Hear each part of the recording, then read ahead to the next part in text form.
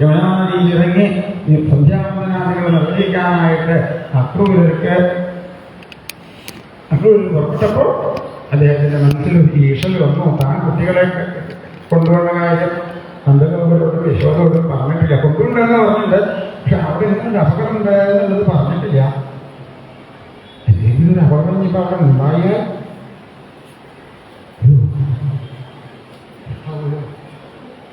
എന്താ പിന്നെ നന്ദഗോപരോട് പറയാ? നന്ദഗോപുരം അപ്പത്തന്നെ പറയില്ലേ, എന്താ ക്രൂര അങ്ങനെ ഈ കാര്യം ആദ്യം പറഞ്ഞെങ്കിൽ ഞങ്ങൾ കുട്ടികളെ പറഞ്ഞേക്കില്ല, ഞങ്ങൾ വേണമെങ്കിൽ വന്നേനെ, കംസന് വേണമെങ്കിൽ എന്നെ ചോദ്യമില്ല, കുട്ടികളെ കൊല്ലാൻ സമ്മതിക്കില്ല. ഇങ്ങനെ പറയുമായിരുന്നു നന്ദഗോപുരം. എന്തെങ്കിലും അപകടം ഉണ്ടായ ഈശ്വര എന്ത് ചെയ്യും?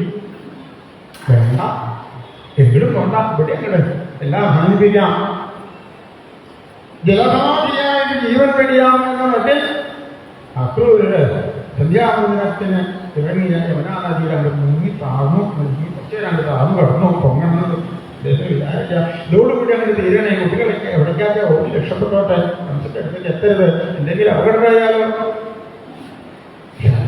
മുങ്ങിക്കിടന്നില്ല.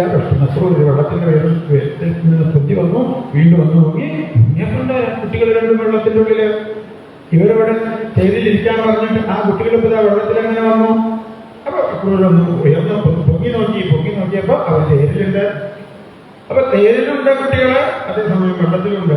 1-2 പ്രാവശ്യം അക്രൂര് മുങ്ങിയിട്ട് നോക്കിയപ്പോ തേരിലുണ്ട് കുട്ടികള്, വെള്ളത്തിലുണ്ട് കുട്ടികള്, വെള്ളത്തിലുണ്ട് കുട്ടികള്, തേരിലെ വെള്ളത്തിൽ ഒരേ സമയം വിട്ടുപോയി. അക്രൂര് അപ്പൊ ഇവർക്ക് തോന്നി ഈ യഥാർത്ഥം അറിയണേ എന്ന മട്ടിൽ നല്ലവണ്ണം മന്ത്രം ജപിച്ചുകൊണ്ട്, സ്നാനമന്ത്രം ജപിച്ചുകൊണ്ട് അക്രൂര് ഒന്നാണ് ഇല്ലപ്പോൾ ഇപ്പതാ അദ്രാക്ഷി ഭൂയസ്ത്രാഭിസോദ്രാക്ഷി. പിന്നെ ജലത്തിന്റെ അടിയിൽ അക്രൂര് കണ്ടത് സാക്ഷാൽ ആദിനാരായണമൂർത്തിയായ ഭഗവാന്റെ വൈകുണ്ഠലോകം. അനന്തനാരായണമൂർത്തിയിൽ പള്ളി കൊള്ളുന്ന ആദിനാരായണമൂർത്തി അദ്ദേഹത്തെയാണ് അക്രൂര് കണ്ടത്.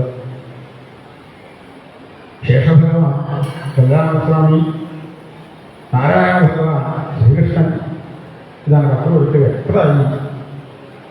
39-ാം അധ്യായത്തില് അനവധി ശ്ലോകങ്ങളിലായിട്ട് ആ ദർശനം പറയുന്നത്. ഭൂയസ്ത്രാഭിസോദ്രാക്ഷി തൂയമാണമീശ്വരം സിദ്ധചാരമഗന്ധർവൈ സഹസ്രശിരം ദേവം സഹസ്രഭണോലിനം നീലാംബരം വിധശ്വേതം ശൃംഗൈശ്വേരമവസ്ഥിതം. സഹസ്രശിരസനായ അനന്തനാരായണമൂർത്തി തസ്യോത്സംഗേ, ആ നാരായണമൂർത്തിയുടെ അനന്തനാരായണമൂർത്തിയാകുന്ന സഹസ്രശിരസന്റെ ഉത്സംഗത്തിൽ മെത്തയിൽ മടിയിൽ എന്നർത്ഥം. ഭഗവാൻ ചാരുപ്രസന്നവദനം, ആ ഭഗവാൻ ആദിനാരായണമൂർത്തി ആ രംഗം ഭംഗിയായിട്ട് തന്നെ വർണ്ണിച്ചിട്ടുണ്ട്. പാലാഴിത്തയ്യലാൾ തന്തിരുനയന കലാലോലോലംബമാലാലീലാരംഗം ഭുജംഗേശ്വരമണിശയനേ തോയരാശൗഷയാൻ മേലേ മേലേ തൊഴുന്നേ മേലേ മേലേ തൊഴുന്നേ ജഗതുദയ പരിത്രാണ സംഹാര ദീക്ഷാലോലാത്മാനം പദാന്തഃപ്രണത സകലദേവാസുരം വാസുദേവം. വാസുദേവനെ കണ്ടു. അതായത് വസുദേവപുത്രനായ ശ്രീകൃഷ്ണ ഭഗവാൻ വെറും വസുദേവപുത്രനല്ല, വസുക്കളുടെയും ഇന്ദ്രിയങ്ങളുടെയും നാഥനായ സാക്ഷാൽ ഭഗവാൻ തന്നെയാണ് എന്നാണ് മനസ്സിലായി. വാസനാൽ വാസുദേവത്തെ വാസുദം ഭുവനത്രയം വാസുദേവ വിശ്വാസ ബുദ്ധിയായി ഭംഗിയായിട്ട് സ്തുതിച്ചു. 40-ാം അധ്യായം അക്രൂരസ്തുതി അവതാരങ്ങളെല്ലാം ഭംഗിയായിട്ട് പറഞ്ഞിട്ടുണ്ട്. ആ അധ്യായത്തിന്റെ ഒരു പ്രത്യേകത, ആ അധ്യായത്തിൽ സ്തുതി മാത്രമേ ഉള്ളൂ, വേറെ ഒന്നുമില്ല.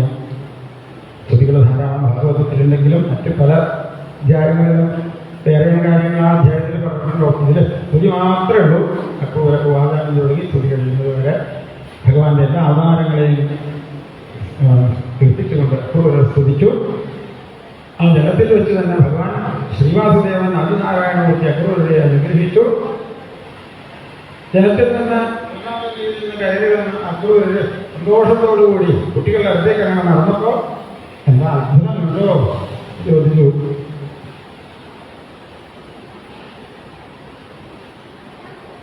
ഋഷികേശം കിമ്മേ ദൃഷ്ടമിഹ അത്ഭുതം. വെള്ളത്തിൽ അത്ഭുതമുണ്ട് ഒരു രക്ഷ. അപ്പോഴൊരു പറഞ്ഞു, വെള്ളത്തിൽ മാത്രമാണോ കുട്ടികളെ ഇപ്പൊ അത്ഭുതമുള്ളത്? ഭൂമോ വിയതിവാ ജലേ, ഭൂമിയിലുണ്ട്, ആകാശത്തിലുണ്ട്, വെള്ളത്തിലുണ്ട്. ഇപ്പൊ അത്ഭുതമുണ്ട് എല്ലായിടത്തും. എന്ത്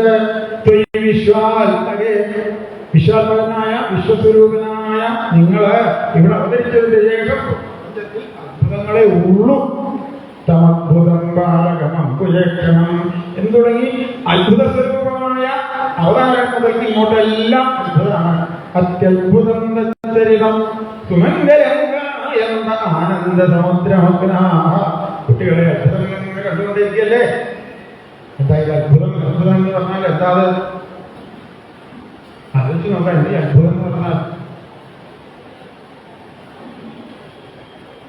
അത്ഭുതം എന്ന് പറയുമ്പോൾ നമുക്ക് എന്തോ ഒരു ധാരണ വരുന്നല്ലേ? കൃത്യമായിട്ട് അതിനെന്ന് പറയാൻ യോജിക്കുക എങ്ങനെയാ?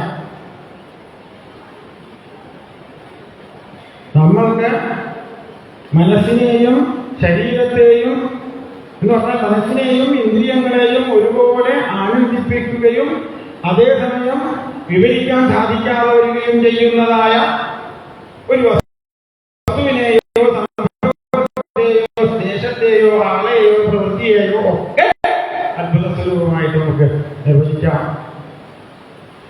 അതാണ് ഇവിടെ ഈ ഭഗവാന്മാരുടെ അവതാരങ്ങള്. അത് തന്നെ അക്രൂരിൽ പറഞ്ഞത് എത്ര എത്ര അത്ഭുതങ്ങള്. പിന്നെ കുട്ടികളെ കുട്ടി ട്രെയിനിൽ കയറി മധുരയിലേക്ക് എത്തി. സന്ധ്യാസമയത്ത് മധുരയിലേക്ക് എത്തി. മധുരാലയ ദർശനത്തിനായിട്ട് ഭഗവാൻ അങ്ങനെ പുറപ്പെട്ടു. അക്രൂരുടെ ഗൃഹത്തിലേക്കുള്ള ക്ഷണം ഭഗവാൻ തൽക്കാലം ഒന്ന് നിരസിച്ചു. ചെറിയ പോയിക്കോളൂ, ഞങ്ങൾ പിന്നെ വരാം, ഇവിടെ ചില കാര്യങ്ങൾ തീർക്കാനുണ്ട്. അങ്ങനത്തെ രാജവീതിയിലൂടെ നടന്നു നീങ്ങുന്നു ഭഗവാൻ ശ്രീകൃഷ്ണൻ. നടന്ന് തനിക്കെതിരെ വന്നതായ ഒരു അലക്കുകാരന് മോക്ഷം കൊടുത്തു, നെയ്ത്തുകാരന് മോക്ഷം കൊടുത്തു. 3 വളവുള്ള ത്രിവക്ര എന്ന കംസന്റെ കളഭക്കൂട്ടുകാരിക്ക് സൗന്ദര്യം കൊടുത്തു. ഓരോരുത്തർക്ക് കഥ കുറക്കേണ്ടത് അത് കൊടുത്തു. രജകസ്യ കരാഗ്രേണ, തന്റെ കൈകൊണ്ട് രജകന്റെ തലതെറിച്ചു. അവൻ തലതെറിച്ചവനാ, അവൻ തലതെറിച്ചു. തലതെറിച്ച ആഗ്രഹം പറയുള്ളൂ. കുട്ടികളെ കൊലത്താത്ത വീരചക്കന്മാരെന്നല്ലേ അവൻ പറഞ്ഞത്. ഞങ്ങൾക്ക് കണ്ടില്ലേ വരണത്, ഞങ്ങൾ കാട്ടിൽ നിന്നാണ്. നാമാന്യം പോലെയല്ല, അതുകൊണ്ടോ നീളോ ഇല്ല, വീതിയില്ല, വിഷിഞ്ഞിട്ടുണ്ട് വസ്ത്രങ്ങള്. രജകനോടാണ് ഭഗവാൻ ചോദിച്ചത്, കുറച്ച് തരണേ. എല്ലാം ഒന്നുണ്ട, കുറച്ചും ദേഷ്യം നിങ്ങൾ ചോദിക്കുന്നത് രാജാവിന്റെ വസ്ത്രങ്ങളാ. ഇത് ചോദിച്ചാൽ എന്നോട് പറഞ്ഞത് കഴിക്കൂട്ടോ, ഞാൻ പലതും പറയില്ല. എന്നാൽ ഇത് രാജാവെന്നു പറഞ്ഞാൽ ബന്ധനിലും ബന്ധിതൃപ്തം രാജഭട. ചിലപ്പോ പിടിച്ചു കെട്ടും, ചിലപ്പോ ഉപദ്രവിക്കും, ചിലപ്പോ കൊല്ലും കേട്ടോ. ഈ ഒരു തലർച്ചാർത്ഥമാണ് ഭഗവാൻ ചോദിച്ചപ്പോ പറഞ്ഞത്. അപ്പൊ തലർപ്പിച്ചു. അങ്ങനെ തലർപ്പിച്ചു. നെയ്ത്തുകാരൻ വസ്ത്രം ഭക്തിയായി തിന്നിക്കൊടുത്തു, അവന് സാധ്യം കൊടുത്തു.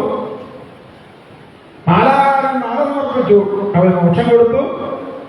ത്രിവക്ര മനസ്സുകൊണ്ട് സുന്ദരിയായ പുറമേക്ക് വിരൂപയായ ആ കുറിക്കൂട്ടുകാരൻ, അവളുടെ മനസ്സിലുണ്ടായ ഒരു ആഗ്രഹം സുന്ദരി ആവണമെന്നാണ് അല്ലേ?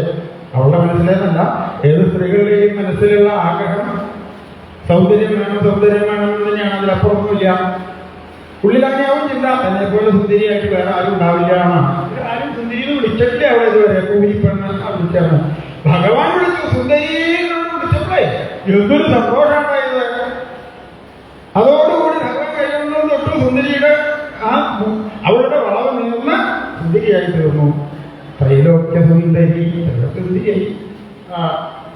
കുറിക്കൂട്ടുകാരെത്തി.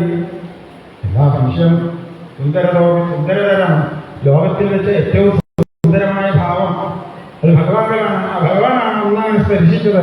അതോടുകൂടി ഭാവങ്ങൾ സുന്ദരി ലോകസുന്ദരിയായി തീർന്നു അവള്.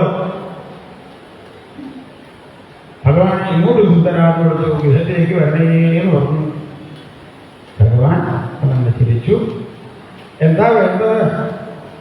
അതോ കൂനിപ്പെണ്ണിന്റെ നട്ടല്ലിനു നടുവു നിവർന്നപ്പോഴേക്കു വളഞ്ഞു മീനം കൈയിലെന്തും പ്രഥിത മധുരഗോദണ്ഡം പ്രചണ്ഡം ദാനം ചെയ്യേ മനസ്സും കളഭോരമിച്ച് ഭഗവാൻ അവിടെ കൊടുത്തത് കംസന് കൊണ്ടുപോയിരുന്ന കളഭക്കൂട്ടാണ് കേട്ടോ.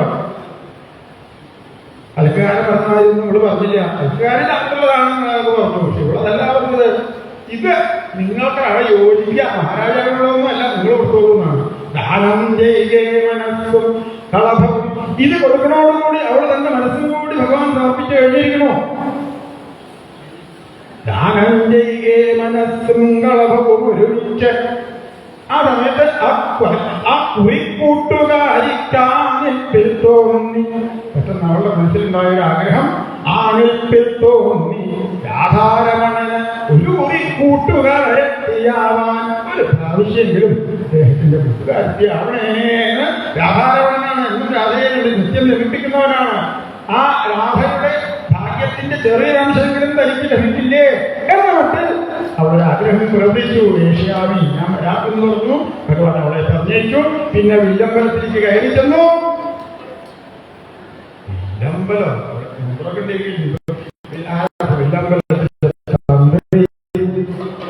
ഇവിടെ പലരും ഇഷ്ടമുണ്ടോ? മന്ത്രണ്ട ഇഷ്ടമുണ്ടോ? പല്ലുപോയ ഇല്ലായ്മ, പല്ലുപോയവല്ലായ്മ, ഇനി ഒന്നുമില്ലെങ്കിൽ തന്ത്രം ഉണ്ടാവും ഇഷ്ടം അല്ലെ. തന്ത്രം ഉണ്ടെങ്കിൽ തന്ത്രം ഉണ്ടാവും. അപ്പൊ ആരെങ്കിലും അവിടെ ഉണ്ട്, അവിടെ പലരും ഉണ്ടാകുന്ന ചെയ്തുകൊണ്ടിരിക്കുന്നുണ്ട്. എന്നാ എല്ലാവർക്കും പ്രവേശനമില്ല. അവിടേക്ക് കുട്ടികൾ ഓടിക്കയറിയപ്പോഴേക്ക് എന്താ അറിഞ്ഞു, അരുതെന്ന് പറഞ്ഞു. കുട്ടികൾ ഓടിക്കയറി ഓടരുതെന്ന് പറഞ്ഞു, അപ്പൊ ഓടി.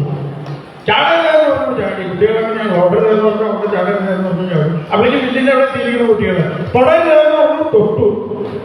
എടുക്കരുതെന്ന് പറഞ്ഞു, എടുത്തു. വളയ്ക്കരുതെന്ന് പറഞ്ഞു, വളച്ചു. ഒടിക്കരുതെന്ന് പറഞ്ഞു, ഒടിച്ചു. അടിക്കരുതെന്ന് പറഞ്ഞു, അടിച്ചു. അതോടുകൂടി ചണ്ഡാഭ്യാഹ കോദണ്ഡജണ്ഡോദ്വൈഖണ്ഡദ്വയചണ്ഡാഭ്യാഹരക്ഷിപൂരുഷരവൈ, ആ വില്ലിന്റെ രണ്ട് കഷ്ണങ്ങളെ കൊണ്ടും കാവൽഭടന്മാരെ അടിച്ച് തകർത്തു. വിൽമുറിഞ്ഞൊച്ചാകേട്ടു ഇടിവെട്ടിയിടും വണ്ണം നടുങ്ങി കംസന്താനും. കംസന് ഭയായി. കംസഹാസവാകവൽ എന്താ അത് അന്ന് പ്രശ്നമൊക്കെ അടിച്ചു കൊണ്ടുവന്ന് പറഞ്ഞിട്ടുണ്ട് കേട്ടോ. കംസാകാര്യം ചിന്തിക്കണം, ഇതവിടെ കൊണ്ടുപോയി സുരക്ഷിതമാക്കി വെക്കണം. ഇതിന് ആരെങ്കിലും എന്തെങ്കിലും ഒരു ഭംഗം ഉണ്ടാക്കുകയാണെങ്കിൽ അന്ന് നിന്റെ കഥ കഴിയും. സുരക്ഷിതമായിട്ട് പൂജിച്ചു വെക്കുന്നിടത്തോളം നിനക്ക് എല്ലാ അക്ഷരങ്ങളും ഉണ്ടാവും. എന്നാണോ ഈ വില്ലിനൊരു കേടുപാട് സംഭവിക്കുന്നത്, അതുകൊണ്ടാണ് സുരക്ഷയൊക്കെ ചെയ്യുന്നത്. ഇപ്പൊ ആ വില്ലൊടിച്ചെന്ന് വില്ല് മുറിഞ്ഞ ശബ്ദം കേട്ടപ്പോൾ നടുങ്ങി രാജാക്കന്മാർ എന്ന് അന്ന് പറഞ്ഞതുപോലെ ഇന്ന് ഈ കംസമഹാരാജാവ് നടുങ്ങി കംസമാകവൽ ആകെ പ്രയാസമായിരുന്നു. ഒട്ടും വരുന്നില്ല. പലതരത്തിലുള്ളതായ അപശകനങ്ങള് സ്വപ്നത്തിലങ്ങനെ കാണുന്നു കംസൻ. ദുശകനങ്ങളാണ്. ഒട്ടും വരാതെ പിന്നെ പല ദുശകനങ്ങളും വരുമല്ലോ. പശ്യന്മരണസന്ത്രസ്ത നിദ്രാം ലേഖേന ചിന്തയാ. ഓരോരോ ദുശകനങ്ങളെ കുറിച്ച് ഇവിടെ പറഞ്ഞിട്ടാണ് ഭയവും. എന്താ അദർശനം ശിരസി പ്രതിരൂപേജ സത്യപി. കണ്ണാടിയിൽ നോക്കുമ്പോ തല കാണില്ല. കണ്ണാടിയിൽ തല കാണില്ല. തപ്പി നോക്കുമ്പോ തലവിടെ ഉണ്ട്, പക്ഷെ കണ്ണാടിയിലില്ല. അദർശനം ശിരസി പ്രതിരൂപേജ. പ്രതിരൂപത്തിൽ കാണില്ല. ശിരസുണ്ടെങ്കിലും പ്രതിരൂപത്തിൽ കാണില്ല. കീഴ്പിട്ട് നോക്കിയപ്പോഴേ സ്വപദാനാമദർശനം. രണ്ട് കാര്യം കാണാനില്ല. കറക്കുണ്ട്, പക്ഷെ കാര്യം കാണാനില്ല. വീഡിയോ കണ്ടിരിക്കോ? ദൈവമേ, കാര്യം കാണാനില്ല. പേടിയാവാ പോരാ. ഇടയ്ക്കിടയ്ക്ക് കഴുതപ്പുറത്ത് കയറ്റിയിരിക്കുന്ന ഉറണത്ത് തെളിച്ചു കൊടുക്കണമെന്നായിട്ടാണ് തോന്നാം. മുറ്റത്തൊക്കെ ഇറങ്ങി നോക്കുമ്പോഴേ സ്വർണ്ണപ്രതീവൃക്ഷേഷു, മുറ്റത്ത് നിൽക്കുന്ന വൃക്ഷങ്ങളൊക്കെ സ്വർണ്ണമായിട്ടാണ് തോന്നാം. തിരിയിട്ട് വിളക്ക് കൊളുത്തിയങ്ങനെ തിരി കത്തുമ്പോൾ അത് രണ്ടായിട്ട് പിളർന്നതായിട്ട് തോന്നാം. കുറെ ലക്ഷണങ്ങള് ഇവിടെ വർണ്ണിച്ചിട്ടുണ്ട്. ഇതൊക്കെ കണ്ട് കംസൻ ഭയത്തോടുകൂടി രാത്രി ഒരു വിധത്തിൽ കഴിച്ചുകൂട്ടി പ്രഭാതമായി ഇവിടെ മല്ലയുദ്ധത്തിനായിട്ട് ഏർപ്പാട് പണ്ടേ കംസൻ അവിടെ ചെയ്തിട്ടുണ്ട്. കുട്ടികളെ സദസ്സിലേക്ക് വിളിച്ചു കൊണ്ടുവരിക, എങ്ങനെയെങ്കിലും എത്തിക്കുക. സദസ്സിലേക്ക് കടക്കുന്നതിന് മുൻപ് കുട്ടികളെ കൊല്ലാനായിട്ട് കൊലയാപീഠം എന്നൊരു ആനയെ അവിടെ നിർത്തിയിട്ടുണ്ട്. അതിനെക്കൊണ്ട് കുട്ടികളെ കൊല്ലാൻ സാധിച്ചില്ലെങ്കിൽ ഉള്ളിലുള്ള വന്ന മല്ലന്മാരെ കൊണ്ട് കൊല്ലിക്കാം. കംസന്റെ പദ്ധതികൾ അതൊക്കെ വേണ്ട രീതിയിൽ പ്രാവർത്തികമാക്കാനുള്ള തയ്യാറെടുപ്പൊക്കെ അവിടെ ആയിട്ടുണ്ട്. രാമകൃഷ്ണന്മാര് പ്രഭാതമായി രംഗദ്വാരത്തിലേക്ക് വരികയാണ്. എല്ലാവരെയും നേരത്തെ തന്നെ വിളിച്ചു വരുത്തി സദസ്സിൽ ഇരുത്തിയിട്ടുണ്ട് കംസൻ. അങ്ങനെയാണ് വിജയികളൊക്കെ വരുമ്പോ ആദ്യം തന്നെ പറയും 1 മണിക്കൂർ മുമ്പ് സദസ്സിൽ വന്ന് ഇരുന്നില്ലെങ്കിൽ പിന്നെ പ്രയോജനം കിട്ടില്ല. കംസൻ പറഞ്ഞിട്ടുണ്ട്. കാരണം കുട്ടികൾ വരുമ്പോഴേക്കും തടയണത് പിന്നെ ആകെ പ്രശ്നം. അപ്പൊ അതിന് മുമ്പ് ബാക്കിയുള്ളവർ ഉള്ളിൽ കയറണം. 1 മണിക്കൂർ മുമ്പ് വന്നിരിക്കണം. എല്ലാവരും വന്നിട്ടുണ്ട്. കുട്ടികൾ വരുന്നു. ഗോപുരദ്വാരത്തിൽ നിൽക്കണോ. ആനയെ കണ്ടു. ആനയെ മാറ്റണമെന്ന് പറഞ്ഞു. ആനയെ മാറ്റാൻ പറ്റില്ല. മാറ്റാനല്ല അവിടെ ചെയ്യണമെന്നാണ്. മാറ്റിക്കിട്ടില്ല. നല്ല ഇവിടെ നിർത്തിയെങ്കിൽ ഇവിടെ കെട്ടിയിടാനാണ്. അങ്ങനെ മാറ്റിക്കൂടാ. അങ്ങനെ മാറ്റണമെങ്കിൽ അവിടെ കേട്ടാണ്. എന്തിന് അമ്പഷ്ട അമ്പഷ്ട അപക്ര അപക്രമ അമ്പഷ്ട അമ്പഷ്ട നമ്മുടെ ചീത്ത ആനക്കാരന് മഹിത നോയെ പിന്നെ ഞാൻ യമധർമ്മരാജാവിന്റെ സദസ്സിലേക്ക് പറഞ്ഞേക്കുന്നുണ്ട്. ഭഗവാന്റെ വാക്കുകളോടെ കാണാം. അവനതൊന്നും കണക്കാക്കിയില്ല. ഭഗവാൻ മുന്നോട്ട് ഒന്നാണ്. ആദ്യം ആനക്കാരെ കഥ കഴിച്ചു. പിന്നെ ആനയുടെ കഥയും കഴിച്ചു. ആനയെ വാലിൽ പിടിച്ച് ചുഴച്ചങ്ങനെ എറിഞ്ഞു. ആ എറിഞ്ഞ് കൊമ്പുകളിൽ രണ്ടിലും പിടിച്ച് വലിച്ചു. കൊമ്പ് രണ്ടും കയ്യില് ആനയുടെ ശരീരം അതിലേക്ക് പോയിരുന്നു. കുലയാവിടം.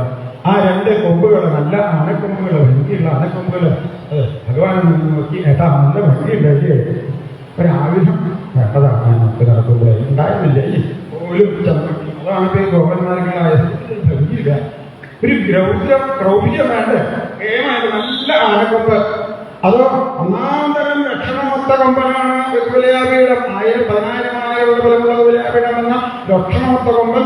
ആ കൊമ്പിന്റെ കൊമ്പും ലക്ഷണമൊത്തത്. അത് ഇപ്പോൾ തന്നെ മസ്തകത്തിൽ നിന്ന് പറിച്ചെടുത്ത ഉടനെയായതുകൊണ്ട് കടക്കൽ നിന്ന് രക്തത്തുള്ളികൾ ഇറ്റിറ്റ് വീണുകൊണ്ടിരിക്കുന്നത്. ഈ ഒരു കൊമ്പ് നേട്ടിന് കൊടുത്തു. എന്നിട്ട് രംഗത്തിലേക്ക് അങ്ങനെ പ്രവേശിക്കാനുള്ള രാമകൃഷ്ണന്മാര് കൊമ്പിന്റെ വളവുള്ള മൂർച്ചയുള്ള ഭാഗം കടഭാഗം ഭാഗം മുന്നിലോട്ട് മാറ്റി കൈകൊണ്ട് എല്ലാവരെയും അഭിവാദ്യം ചെയ്തുകൊണ്ട് രംഗം എന്തൊരു ഭംഗിയാണ് ആ വരവ്.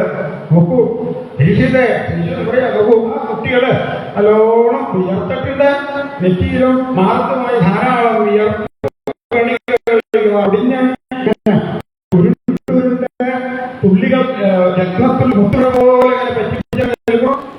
ആ മുട്ടുകൾ പോലെ പറ്റിപ്പിടിച്ച് നൽകുന്ന വിയർപ്പ് തുള്ളികളുടെ കൂടെ കൂടി ചേർന്ന് ചുവന്ന മുത്തുമണികളായിട്ട് വിലസിക്കൊണ്ടിരിക്കുന്നു. ഭഗവാന്റെയും രാമസ്വാമിയുടെയും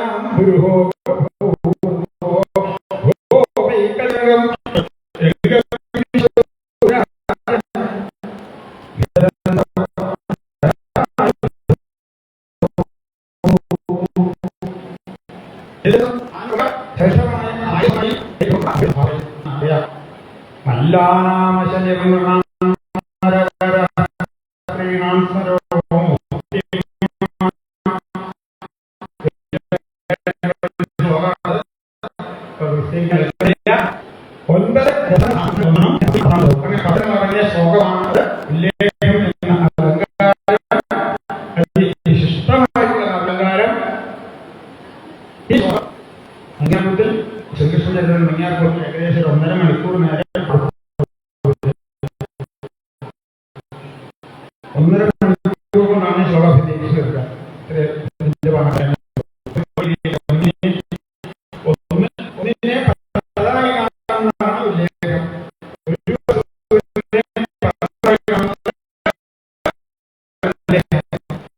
കൃഷ്ണൻ എന്ന ഭഗവാൻ ആ പദ്ധതിയിലേക്ക് അല്ലാതെ കൃഷ്ണനെ നേരിടാനായിട്ട്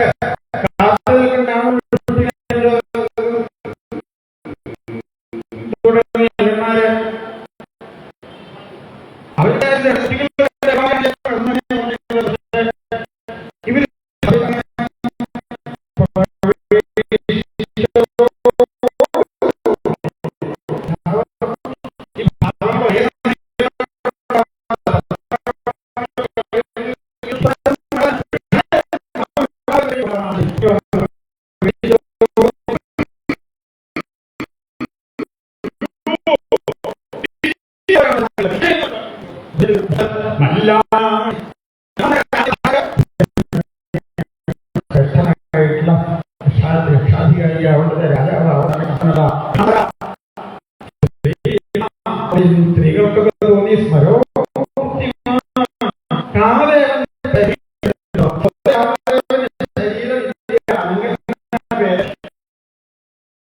എന്നാൽ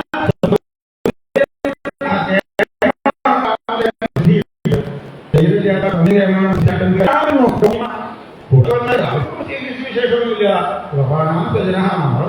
നമ്മുടെ രാമൻ അസതാം ശാസ്ത്ര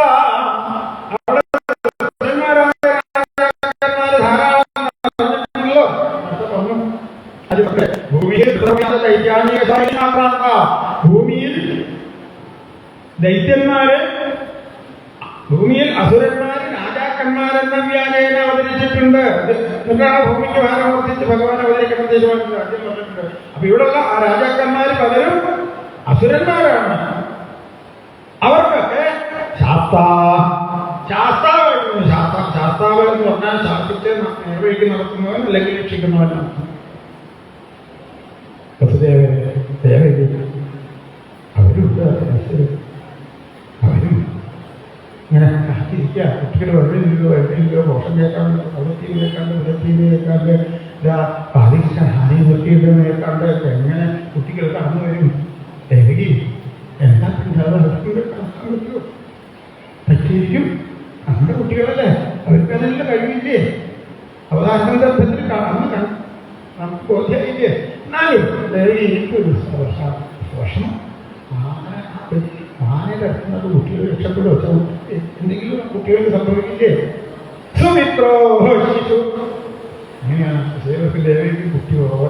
അവനവന്റെ വാത്സല്യത്തോടുകൂടിയ സാധാരണ കുട്ടി പോലെ കംസനവിടെ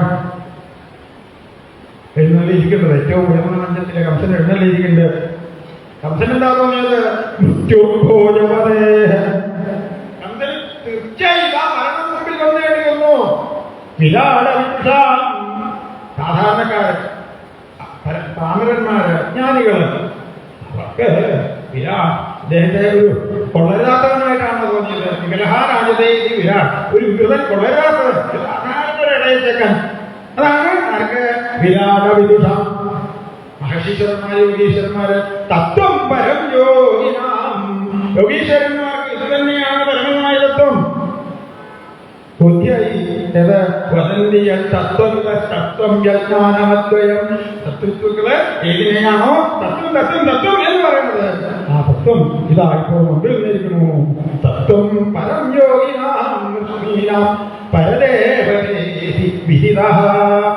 ഋഷികൾക്ക് നമ്മുടെ ദേവത, നമ്മുടെ കുലത്തെ രക്ഷിക്കാൻ വന്നിട്ടുള്ള ആള്.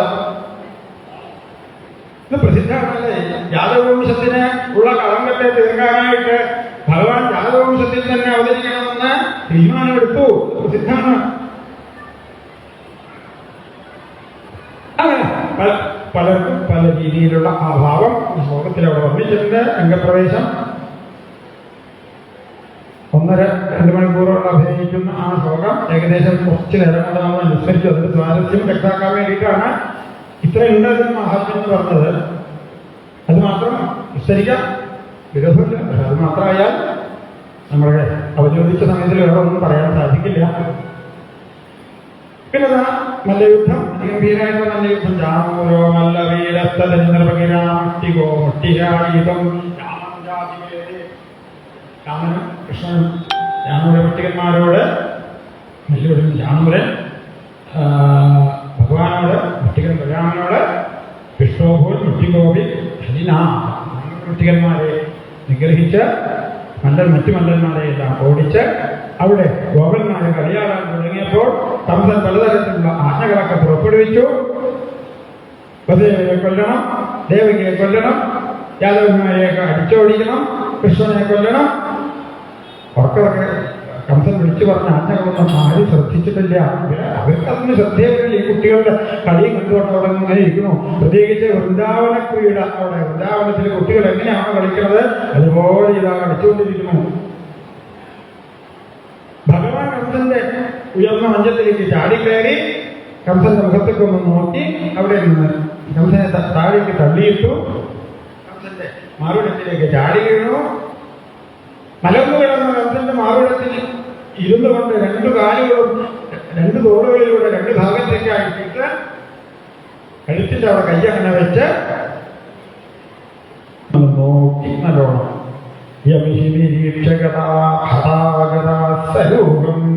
ഭഗവാനെ കണ്ടുകൊണ്ട് ആരെല്ലാമാണ് കൊല്ലപ്പെടുന്നത് അവരെല്ലാം ഭഗവത് രൂപികളാക്കിയിരുന്നു. കംസന് ആ ഭഗവത് സാരൂപ്യം ലഭിച്ചു. വൈകുണ്ഠ പദപ്രാപ്തി തന്നെയാണ് കംസന് ലഭിച്ചത് എന്നർത്ഥം. ഈ ഒരു വൈകുണ്ഠ പദപ്രാപ്തി ഈ യുദ്ധമധ്യത്തിൽ വെച്ച് അർജുന ശരണയ്ക്ക് മറിഞ്ഞു വീഴുന്ന എല്ലാ വില്ലാളി വീരന്മാർക്കും ഭഗവാൻ നൽകുന്നുണ്ട്. അതിനുള്ളൊരു പരിശീലനമാണോ ഇത് എന്ന് തോന്നാം. അത്രേ ഉള്ളൂ. പരിശീലനമൊന്നും ആവശ്യമില്ല ഭഗവാന്. എന്നാലും നമ്മൾ ഭാവനയിലൂടെ അങ്ങനെ കാണുന്നു. കൊടുത്തിട്ട് അങ്ങനെ നോക്കുക, ഒരു മോഷം കൊടുക്കുക. യുദ്ധത്തിൽ അങ്ങനെയാണല്ലോ. അർജുനൻ കൗരവസേനാനികളുമായിട്ടാണ് യുദ്ധം ചെയ്യുമ്പോൾ അർജുന ശരണയ്ക്ക് കൗരവസേനാനികള് മലർന്ന് അപ്പ കാണുന്നതായ പാർത്ഥസാരഥിയായി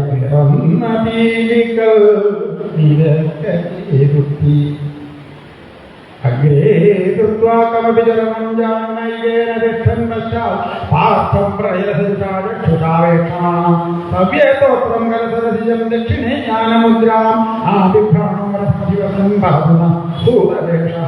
ആ സൂതവേഷം യുദ്ധത്തിലെടുക്കാനുള്ളതിന്റെ ഒരു പരിശീലനം പൂർവരംഗം എന്ന മട്ടിൽ ഇതാ കംസൻ മോക്ഷം കൊടുത്തു.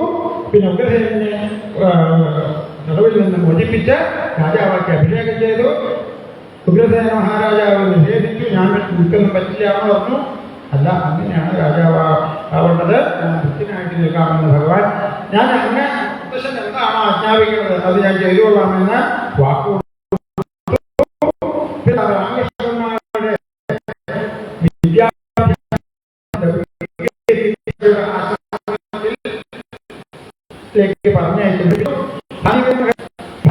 ആവശ്യത്തിനാണ് അത് സമ്പാദിച്ചു കൊടുത്തു. എന്താ ആവശ്യപ്പെട്ടത്? മൃതം ബാലം വരയാം ബഭൂവ. കുട്ടിയെ കാണാൻ സാധിച്ചു കൃഷ്ണനാണ് ചോദിച്ചത്. എന്താ സംശയം? സാധിപ്പിച്ചു തരാം.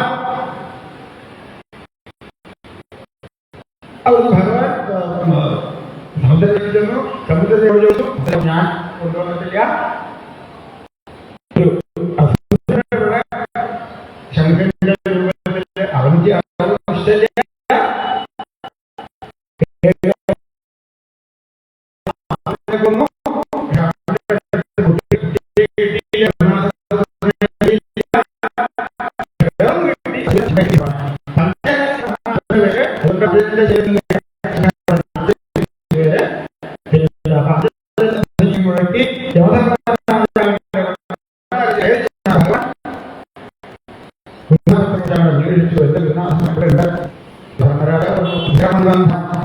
കർമ്മബന്ധം കൊണ്ട്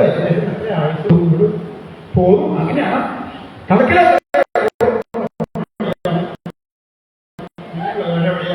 ഒരു ചിത്രഗുപ്തൻ കണക്കിൽ ബുക്കിൽ കൊടുത്തിരിക്കാറുണ്ട്. ഓരോരുത്തരും ആയുസ് എഴുതി ചേർത്തിട്ടുണ്ട്. ദുഷ്കർമ്മം ചെയ്തിരിക്കാമഹം. അപ്പൊ അതൊരു ചിത്രഗുപ്തന്റെ കണക്കിൽ കയറും. ആ സമയമായ പോകണമെന്ന് പറയും. എന്നാൽ ഭഗവത് അനുഗ്രഹം ഉണ്ടെങ്കിൽ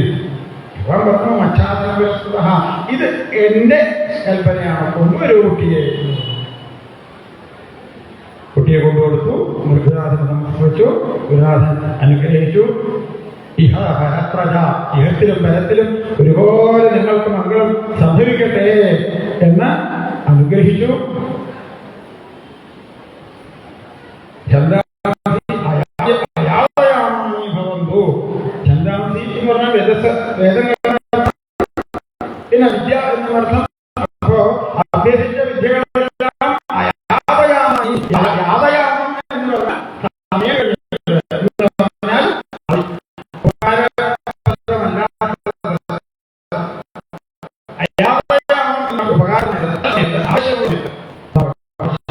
വിദ്യാഭ്യാസത്തിന്റെ പരമമായ ആവശ്യം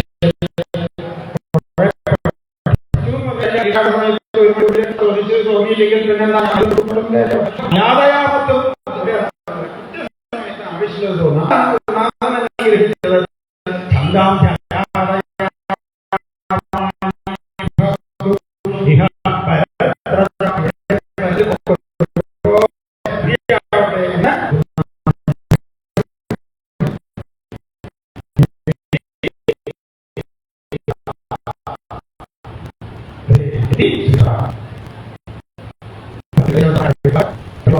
ഉദ്ധവനാമ അഹമസ്മി ഭോഃ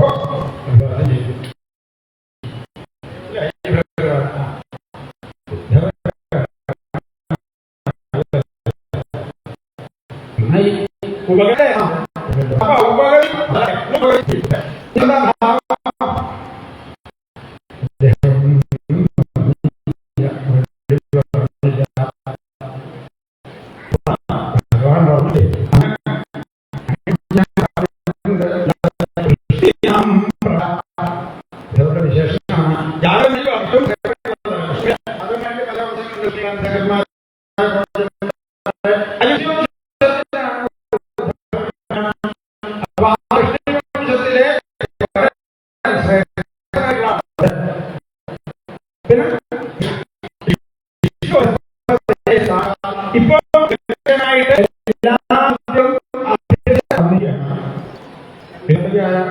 ദേവഗുരു എന്ന വിദ്യാഭ്യാസം കഴിഞ്ഞ അതിൽ ഭഗവാൻ വിദ്യാഭ്യാസം കഴിഞ്ഞ്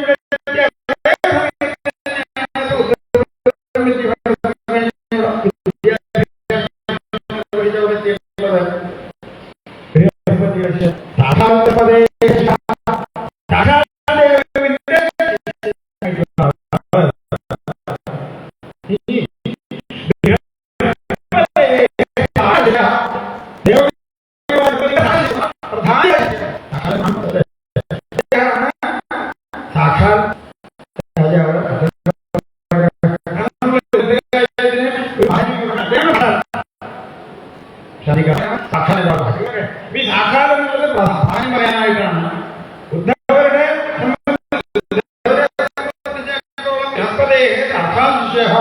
ബൃഹസ്പതിയുടെ പ്രധാന ഋഷിവംശത്തിന്റെ പ്രധാനി ഭഗവാൻ പറഞ്ഞു അന്ന് എന്റെ സഖാവായിക്കോട്ടെ. നമ്മൾ തമ്മിൽ സഖാവായി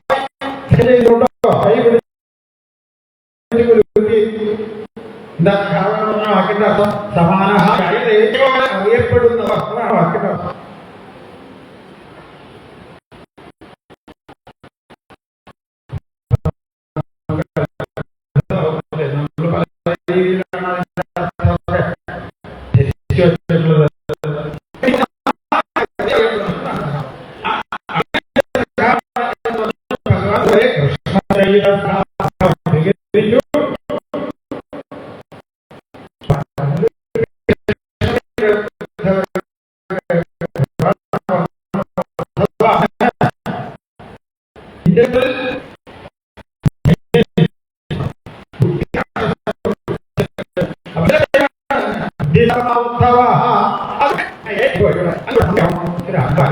മുത്തശ്ശന് മന്ത്രി വേണം, മുത്തശ്ശന് ക്ഷേമമന്ത്രി വേണം.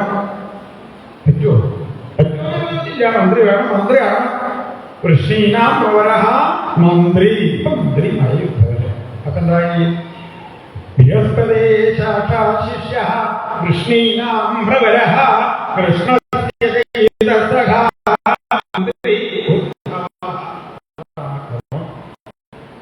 അങ്ങനെ മന്ത്രി ജനിച്ചു. വേണം മന്ത്രിയാണ്.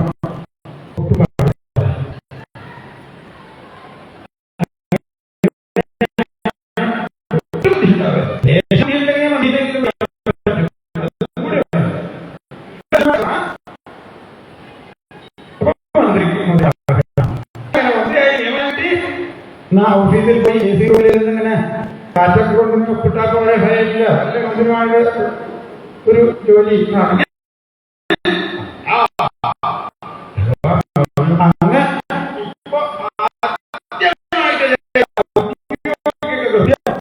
ഓഫീഷ്യൽ ആദ്യമായി കിട്ടിയതായ ഒരു ദൂത് പോകലാണ് എന്ന് പറഞ്ഞാൽ ഒരു സന്ദേശവാഹകനായിട്ട് പോവുക. വേണമെങ്കിൽ കുരിയർ എന്നോ ശിവായി പഴയെന്നോ ഇന്നത്തെ ഭാഷയിൽ പറയാമല്ലേ. എഴുത്തുകൾ എഴുതി തന്നാലും മറ്റവർക്ക് കൊടുക്കുക, ഒന്ന് മേടിക്കുക അവിടെ കൊടുക്കുക, അവിടുന്ന് മേടിക്കുക അവിടെ കൊടുക്കുക. സന്ദേശവാഹകൻ എന്ന് പറഞ്ഞാൽ സാധാരണ രീതിയിൽ അത്രയും